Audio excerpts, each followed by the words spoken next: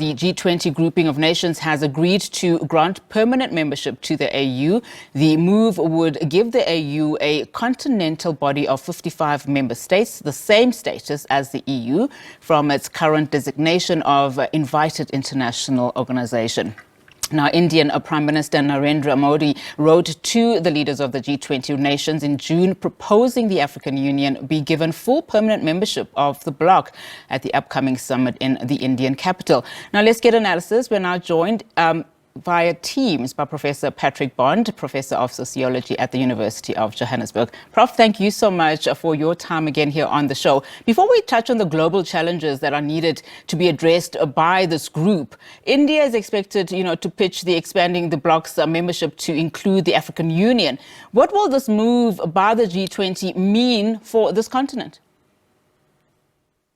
Well, it's great to be with you. Thanks for having me. The main thing I suspect is that, apologies, what we anticipated from just 2 days ago, where William Ruto, the Kenyan president, led the Africa Climate Summit to make some demands upon the West. And the West is not just the big polluters, but now we would see the BRICS, and especially BRICS Plus, with Saudi Arabia, Iran, and UAE and Egypt, major oil countries, now being asked to step up with loss and damage support, which Africa needs more than anyone else. And this is going to be probably a venue where the AU can make those sorts of demands, because the G20 is really the group that will go to the big UAE Climate Summit, the Conference of the Parties 28 of the United Nations Framework Convention on Climate Change in December, and needs, along with South Africa, which is more in the middle than in the bottom layer of African countries that are most devastated by crisis.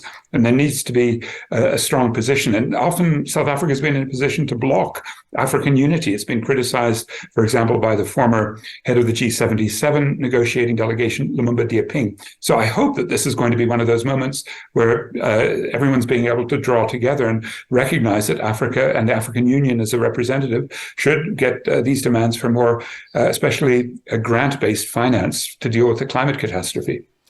Primarily because, that climate summit that we saw in Kenya, being the first in the continent of its kind, has said primarily they need that funding from the West. And because, as you rightfully say, they are the least contributors. But let's go back now in terms of what is currently happening at the G20. American president and the leader of the world's biggest economy, Joe Biden, has already arrived in India. But the leader of the world's second biggest economy, President Xi Jinping of China, will not be there. What does this mean for the group's ability to effectively address global challenges where you find that some leaders are not in attendance? Well, not only Xi Jinping, but also, of course, Vladimir Putin, who skipped the BRICS summit because of the arrest warrant and seems to be, let's say, in retreat from the big G20 fusion of the rich and these emerging economies. And don't forget that we have G20 scheduled next year in Brazil and the year after here in South Africa. So this is indeed a site where, were that ambition to take BRICS and to really reform global power, this would be one of the sites. But Putin is not wanting that confrontation. And likewise, as you say, Xi Jinping is not coming. He sent his deputy, the premier, Li Keqiang, and that's going to be an important potential for engagements. But the big crucial conflict between India and China, which has been not only on the border, where in the Himalayan mountains, the troops are still contesting terrain, was a new map issued by China last week that's very controversial because it sort of takes some land from India. And also the Indians have been fighting back against Chinese corporate penetration of their economy and banning and putting new tariffs on imports and kicking out Chinese companies. So there's a lot of tension there. And of course, the biggest dilemma is that the world is unable, with the multilateral institutions as we know them, the World Bank, the IMF, the World Trade Organization, the United Nations Framework Convention on Climate Change, World Health Organization, all of these multilaterals are failing to deal with what some would call a polycrisis. The World Economic Forum was mentioning this year. And that really is, I hope, what the host, India, Narendra Modi, is able to sort of pull back together a sense that there are huge dilemmas for world management that these elites so far appear to be failing at. So essentially, a lot is riding here for India, particularly in addressing these divisions that are seemingly coming out, but also hosting a successful summit. Oh, I know. And certainly Indian logistics is in full speed ahead. They've really pulled out, I think, over 100,000 security officers out to police the area.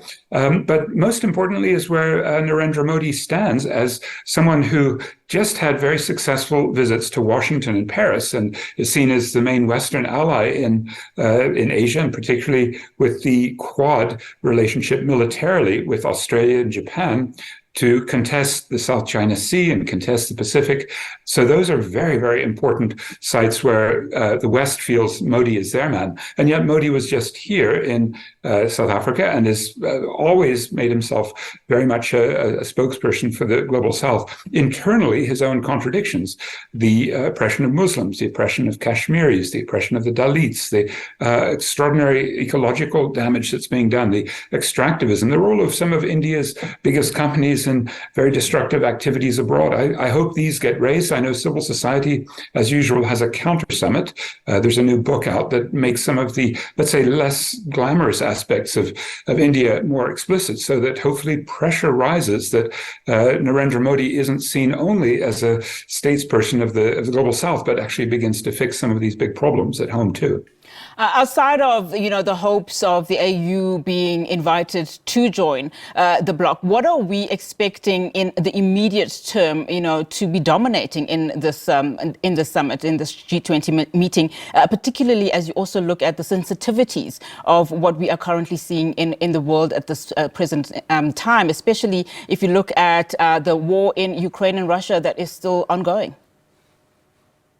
Yes, and it's ironic, isn't it, that in this context where the tyrants are really moving forward, and we certainly had our fair share, didn't we, about 2.5 weeks ago here in Sandton for the BRICS Summit, lots of human rights violations. So it's going to be impossible for the G20 to not make some tokenistic gestures. And the Chinese have come up with their framing of what human rights are in context, relativity as being the crucial idea because of the various problems in China that the West always points to.